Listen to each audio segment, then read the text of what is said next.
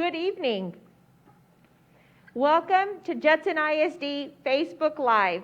Thank you so much for joining us again this evening. This evening we're here to answer some questions. As many of you know, we completed our second day of virtual instruction. Though things did not go perfect, I am very, very proud of our staff, our teachers, our administrators, all employees, and also our students and parents. Thank you so much for your patience as we worked out many details. We will continue to improve, and each and every day will get better. Tonight, we will answer our questions. My name is Jeanette Ball, Superintendent for Judson ISD. I'll let my colleagues introduce themselves. Good evening, everyone. I am Rebecca Robinson. I am the Deputy Superintendent for Teaching and Learning. Hello, my name is Cecilia Davis, and I'm the Assistant Superintendent for Curriculum and Instruction. Good evening. I'm Dr. Rob Fields, Deputy Superintendent for Administration and Operations. So we will get started with our questions. We know that tonight, many of the questions that we have to deal with the area of technology. The first question is, can you explain the password change procedure? So if you need to reset or retrieve your student's username and password to access the student portal, please email forgotmypassword@judsonISD.org. You will need to include your student's first and last name, student ID number, grade level, and campus. Second question. If they choose face-to-face learning or attend Safe Haven, students who receive services like speech therapy will be receiving those services directly when on campus, correct? Yes. If the students come face-to-face or in Safe Haven, special education services will be done directly. The next question states, can students still get a Chromebook? They told me they were out and I was put on a waiting list. Campuses are distributing all available Chromebooks to their students. We have ordered additional Chromebooks for those who have not received one, and they are expected to arrive in early September. As soon as they arrive, the campuses will communicate with those students immediately and hand them out. The next question is, my children do not have a physical ID to present when we pick up our school lunches from bus transportation. Where can I get an ID during this time? You can actually get an ID from your campuses, but it's important to note that you don't need an ID to pick up your school lunches from the bus transportation or even at the campuses or at the curbside. All we need is the student ID number. So if you bring that, if you were to bring your son or daughter, your student with you, that works as well. And if you can't remember the student ID, if you could bring an email or something from the campus stating that your child is a student at that particular campus, you could use that as verification to pick up the meal. But there's no responsibility or requirement to have the ID with you, only the student ID number. So the next question, is the password for Chromebook and student portal different? No, the password is the same. And remember, if you forget your password, you can send an email to forgotmypassword@judsonisd.org. While these students will interact with members of their group who are remote, their specialists will be required to physically meet with on-campus students as often as their IEP specifies, correct? We have to look at every student's IEP. Based on the IEP, we will provide services. For Safe Haven, we are working directly with our life skills, Apple, and BAC students. If the students are in a co-teaching environment, then the services will continue remotely. Again, every student's IEP is different, so it's based on the student's need and what it states on their IEP. What link do I use to get my son onto his classes? We use Canvas as our learning management system. Students will access Canvas through the Judson ISD student portal.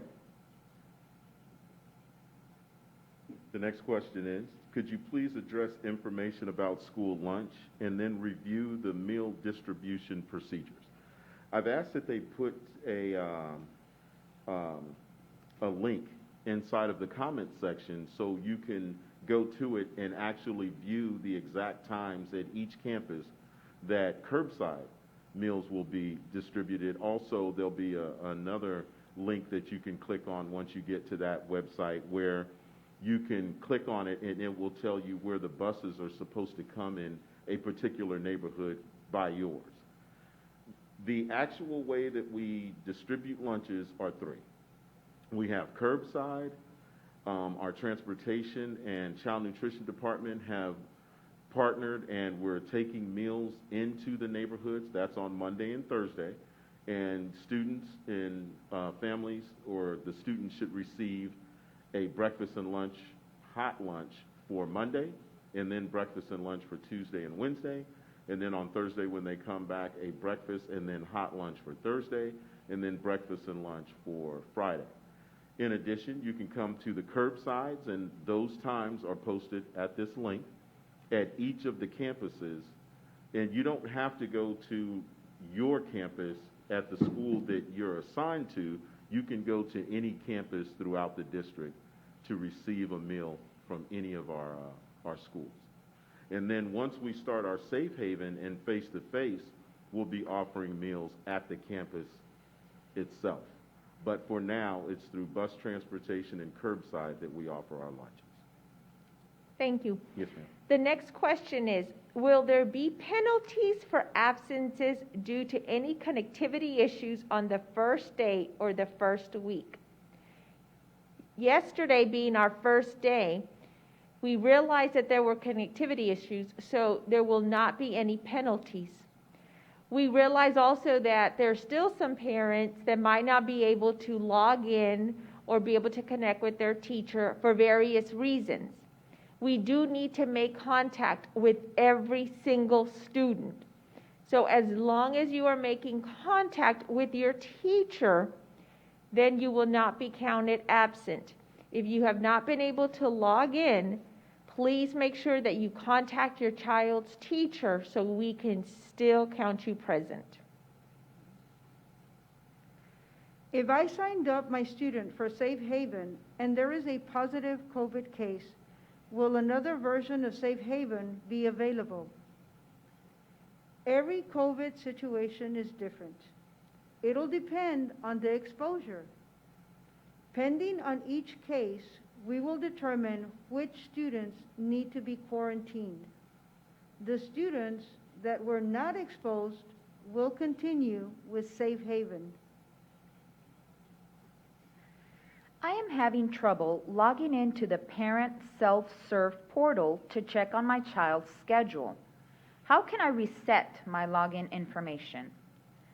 When you visit the Return to Learn page at www.judsonISD.org/return-to-learn, the last tab on the left-hand side takes you to the Parent Online Academy website. On that website, you will see a large purple button labeled Parent Self-Serve. If you click on that button, you will have all the information you need on how to log into Parent Self-Serve, how to reset your password for Parent Self-Serve, and even instructions on how to access your child's schedule on Parent Self-Serve. Please check it out. Excuse me, Dr. Fields, I just want to remind any of the parents that we will do this exact same in Spanish next Tuesday. So, para todos los padres que quieren que traduzcamos esto, lo vamos a hacer la próxima semana, va a ser las mismas preguntas, pero en español. Gracias. Ay, gracias. What time is pickup for breakfast and lunch? And what if there is no bus route near me and I cannot get to a campus? How can I get meals for my students? So we just went over the process for finding out when the buses come to the particular neighborhoods. If you go to that link once again, you can click on it and it will tell you when the buses are going to arrive. But what I'm hearing is that we have a situation where they're further than 2 miles away from the nearest campus, excuse me, and there's not a bus that's going to be coming next to their house. If you call 210-945-1249, that'll be the Child Nutrition Department or Transportation, I apologize. Contact them. Let them know that you are not within 2 miles of a campus and there's not a bus route coming towards you, and then they can create a new bus route that incorporates that area. Yes, ma'am. The number was 210-945-1249, and that's transportation. They will contact the Child Nutrition Department, and they will make arrangements to come to that area if there's not a drop-off area close to your neighborhood. So I'd like to take a little bit of time to discuss the safe haven, because the question is, what will student to adult ratio for safe haven be? When will students be taught face-to-face at this point? So safe haven is exactly what it translates to, in the sense that it is a safe place. It's a safe place for you to send your students. It is not face-to-face instruction. It is different at every campus, but I'll give a few examples. It could be in the cafeteria. It could be in an air-conditioned gym. It could be in the library. It could be in classrooms. It is at a place where we can social distance the students by at least 6 feet. They will have to come with their device, and they will basically be having their virtual instruction at the campus with somebody monitoring the student. So the question of how many students will be in the safe haven, it varies by campus. Each campus is different. There could be up to as many as 100 students. Doesn't mean that all 100 would be in all one area. It could be some in the library, some in the cafeteria, some in the gym, where they will have their own workspace. They will be monitored by an adult. An adult will be there to help them with any questions that they might have. They'll be able to have a breakfast, lunch, and breaks there, but it is not face-to-face instruction. Now, this is different for a special ed student that's maybe in the Apple unit or other types of units, but it is not what you would consider like the regular instruction going to a classroom with their assigned teacher. They will not be with their assigned teacher. They're in a larger space where we will be able to provide Wi-Fi and a place for them to work. My children receive special education services. How are the schedules going to work for them? Also, with the classwork, since everything is either modified or if they do less than the other kids in the general education. The special ed students will follow their regular schedule. Depending on the level of support, the special education teachers will continue to provide services to your children. Depending on your children's IEP, the work will be modified. How do I see my student's schedule if I have not received it? What is the process if it is not correct? Your student's schedule can be viewed in the Parent Self-Serve. Earlier, I described how to access the Parent Self-Serve through the Parent Online Academy. It's the large purple button at the bottom of the Parent Online Academy page. There's a step-by-step guide that will show you how to specifically access your child's schedule in Parent Self-Serve. I'm also going to place this on the comments page of this Q&A. The next question is about orientation of students in the classroom, and it reads, do they have to all face the same direction?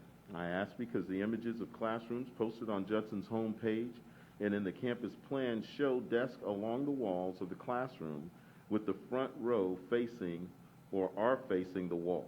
This breaks my heart. Please give schools a directive to face those students out, reorient it, so that their chair is against the wall, which gives them even more social distance between them and the other students that sit behind them. Please let them see their peers, classroom, and teacher. I would answer this question by saying the orientation of the classroom is usually up to the discretion of the teacher. If you are a computer teacher, oftentimes they will face the computers towards the wall, because what happens is the screens face out and then a teacher can stand in the middle of the classroom and see all of the screens and what the students are doing in the class. Some teachers may prefer that all the students sit in one direction so they can focus on the instruction that may be at the front or the back of the class, however they have it set up. And then other teachers oftentimes used to have group assemblies. You won't see that much in the classroom coming up. But we leave that to the discretion of the teacher. If there is a student that has an issue with facing the wall or there's a problem with their seating in the class, almost always teachers make accommodations for that student in the class as well. Okay, thank you. The next question is, what will the district/campus do if students are being inappropriate in a Zoom class? That's a great question. It is very similar to what would happen in a regular classroom. We are still following our student code of conduct. Depending on the infraction, parent could be notified. There could also be other consequences, but that is something that the teacher and parent will discuss, and if it were to continue, the administrator and the parent would also be discussing. What will ROTC look like for remote learners? ROTC is having virtual events instead of in-person competitions. Students in the program will be competing by class period. They will be doing the challenges in isolation and then comparing the times and awarding a tiered point system. Their main curriculum is set to work well with the Chromebooks and Canvas. When and where can we get physical textbooks? Physical textbooks would need to be checked out from the home campus. Usually, it is the assistant principal in charge of textbooks, but at the high schools, it is the librarian. Most middle and elementary schools have learning kits with applicable hardback or consumable books prepared for students to pick up from campuses. Our next question is, can you give us an update on UIL and fall sports? So right now, fall sports are continuing with their summer strength and conditioning programs, but since school has started, they're allowed to have specific sport drills for 1 hour a day. So in addition to their strength and conditioning, they're allowed to have specific sport drills for 1 hour a day. In addition, I would tell you there are no reports of any COVID cases that have compromised our sports program as of yet as well. The next question is, can you reconsider requiring face mask coverings for students under the 10 years old? This has already been reconsidered. We are in the process of updating our Return to Learn plan. There are several things that we will be updating, and we hope to be able to have this out to parents by Friday. So we have reconsidered, and all students will have to wear a mask. So even students under the age of 10. For the students that are starting our Safe Haven program, we even have further guidelines that we will be providing to the principals tomorrow, and then they will be providing to the parents that are interested in finding more information on Safe Haven.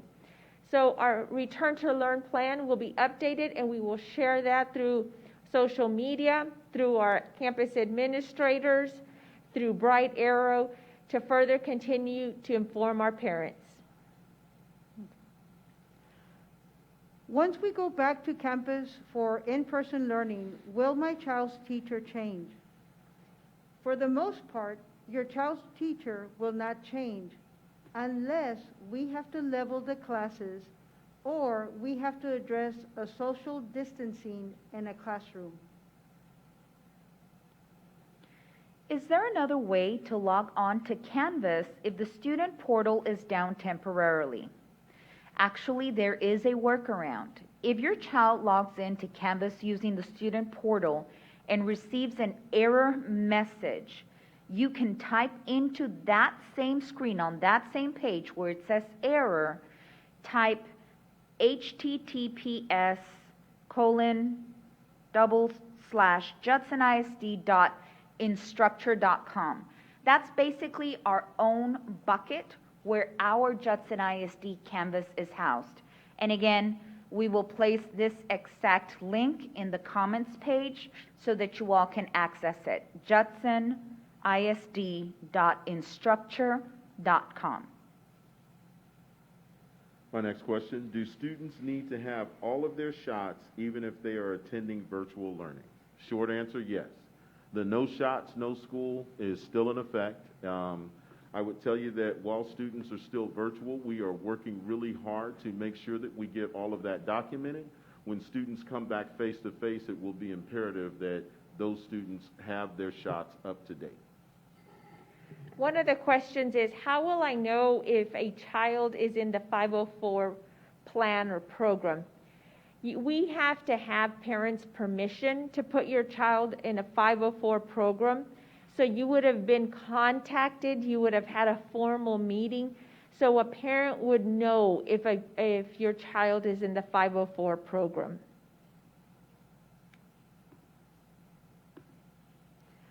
My daughter has a class an instructor says that she doesn't need. How can I get the class dropped from her schedule? What is the easiest way to request a schedule change or to address it when the classes are not showing up in Canvas? The student or the parent can visit the Guidance and Counseling website and click on the newsletter. In the newsletter, you will find that there are several links for each of the campuses, the middle schools and the high schools. By clicking on their particular campus, they will find a change request form that they can fill out. It is best if they use these links because this is the fastest way to contact a counselor and request a change. You can also call every single campus or the campus where your child attends and ask to talk to your child's counselor. But the most fastest way is to use the link and do a request, a change for request form. If I chose face-to-face learning on the parent commitment form because I thought I wanted my child to come face-to-face, but now I've changed my mind, can I change my selection? Absolutely. Who do you contact? Parent commitment form at JudsonISD.org. And again, this link will be posted on the comments page. That is parent commitment form at JudsonISD.org. Next question, will the Adventure Club be open during Safe Haven? Easy answer, yes, it definitely will. For those students who are taking advantage of the Safe Haven program. So if your students are coming to Safe Haven, then Adventure Club will be available for them. Adventure Club for face-to-face students who are not in the Safe Haven program will start once we start face-to-face. So many parents want to know why we are using things electronically and virtual instead of what we did in the spring, which was the paper packets. In the spring, there was not direct teach from our teachers. If we were to return to the paper packet, then the burden of teaching is placed back on the parents, and we feel that this is something that we should be able to help and assist the parents with, and the paper packets do not provide the direct teach that is necessary for your child to be successful. So the reason we are not doing the paper packets is because we want to engage your child in instruction. We want to make sure that your child is not left behind and that they are receiving a quality instruction program. And the only way to be able to do that is virtually. So for any parents that are having issues, don't have a device, don't have Wi-Fi, we urge you to contact us because we do want to support you so your child will be engaged in the instruction. I don't see a grade tab in the parent self-serve. Will the tab be activated soon? We will definitely look at activating a grade tab at the parent self-serve. Do students need to check in every day for middle school, even to classes that they are not scheduled in for that day?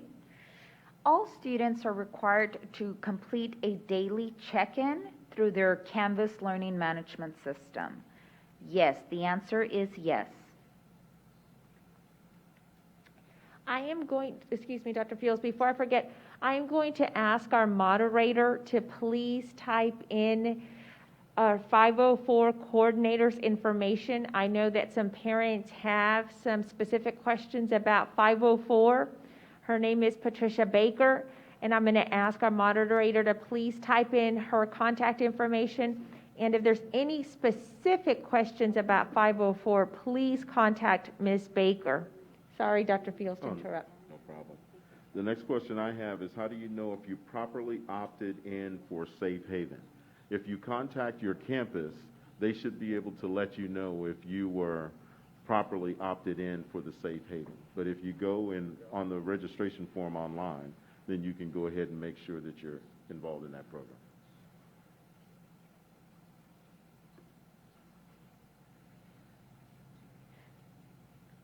Sorry, it was my turn. I apologize. So the next question is if a parent, if we are reconsidering a change for kinder students and for pre-K 3 and pre-K. Our programs are all-day programs. So we had tried before, previously, we had half-a-day programs for pre-K. Those are not convenient for most parents because then you still have to find a place for your child for the second half of the day or the first half of the day. So we will continue to have all-day programs for pre-K. How can parents tell if their child has completed their daily check? Parents would have to contact the teacher and ask to become an observer on Canvas.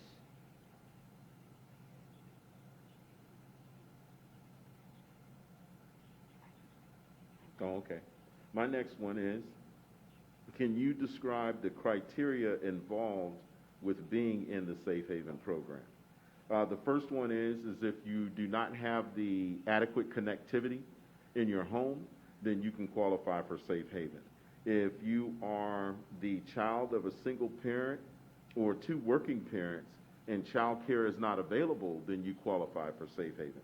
If you are the child of a first responder, meaning law enforcement, fire department, EMS, someone who works in the hospital or even active duty military, then you qualify for the Safe Haven program as well.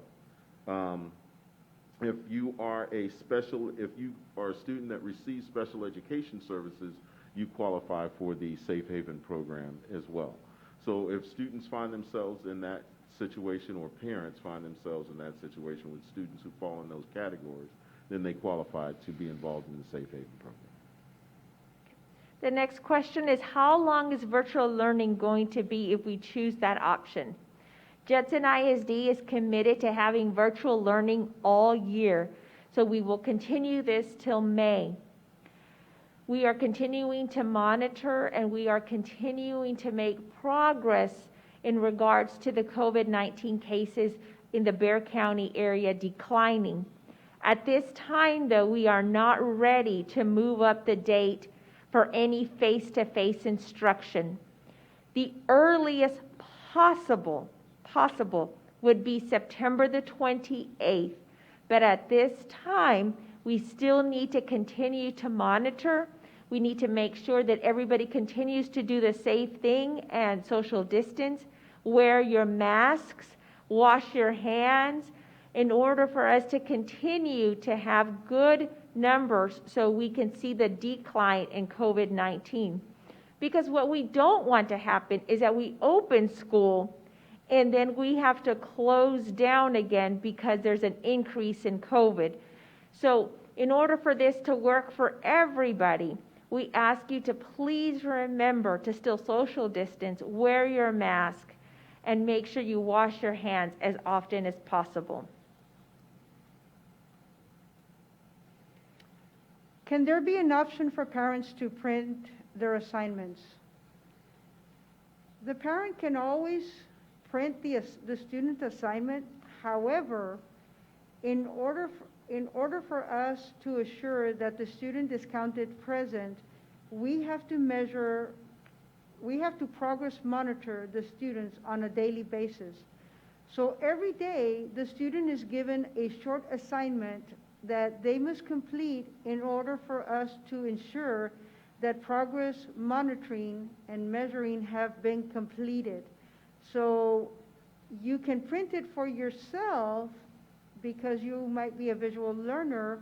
However, everything has to be done remotely and has to be entered through Canvas.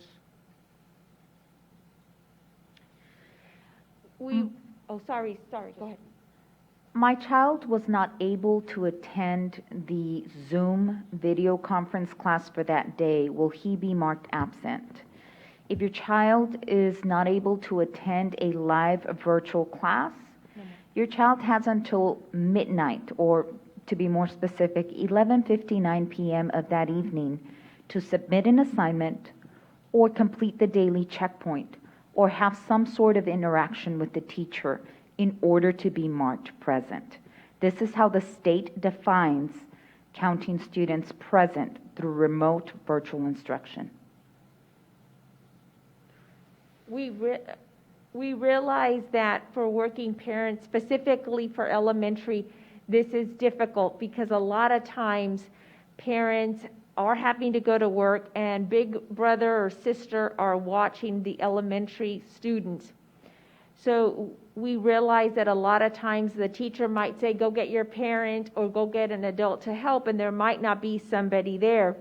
So we will work at making things possible for your child to be able to have instruction and engage in the lesson without the parent being there. In addition, we want to make sure that you talk to your campus principal to see if maybe there's the possibility for safe haven opportunities for your child at the elementary campus. Does anybody else have other questions? No? At this time, we are going to conclude this. Please continue to use our social media. We will put more information on social media.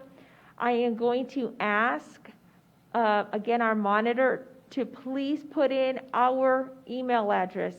Myself, it's jball@judsonISD.org, and we'd be happy to help. I'm going to ask each individual to please state theirs, and mine is jball@judsonISD.org, and we sincerely mean it when we say we are here to help. We just sometimes need the information as to the name of your child, the campus, the grade level, so we can more appropriately help you. My email address is RERobinson@JudsonISD.org. My email address is cdavis139@JudsonISD.org. cdavis139@JudsonISD.org. And my email address is M as in Mike Fields@JudsonISD.org. Again, I want to remind parents that on our Return to Learn plan, we do have the Canvas training for parents. So please use that. The Canvas training for parents is very important. It is an excellent tool. So that is something that's out there for parents to be able to use. Just want to ask my colleagues if anybody has any closing statements or any additional information that they would like to share. Dr. Ball, I'd just like to remind all the parents that if you visit our website at Judson ISD, right below the carousel, you will find a big square that says Canvas. Please visit that square. It will actually give you like 9 different videos that you can watch so that you will better understand as a parent how you can establish a, what would they call it? To become observers? Yes, to become an observer, and also for the students to be able to sign in onto campus.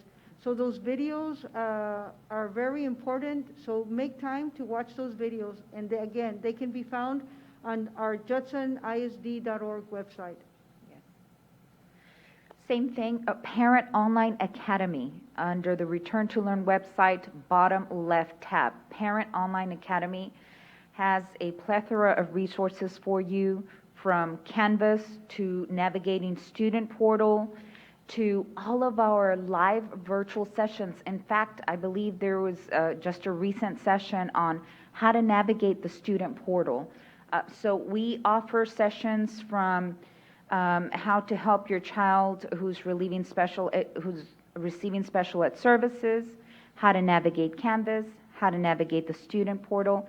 And if you missed any of those live virtual sessions, that's okay, because you can go down to the calendar and click on the recording. These are short sessions that do not exceed 30 minutes, and you can just watch them at your leisure. Please visit. I would just like to give a huge shout out to the administrators, the teachers, the paraprofessionals on the campus. I know that this is a huge undertaking. In addition, the custodians preparing for all of this to come back together, the child nutrition workers, for the bus drivers partnering with them to get the meals out there.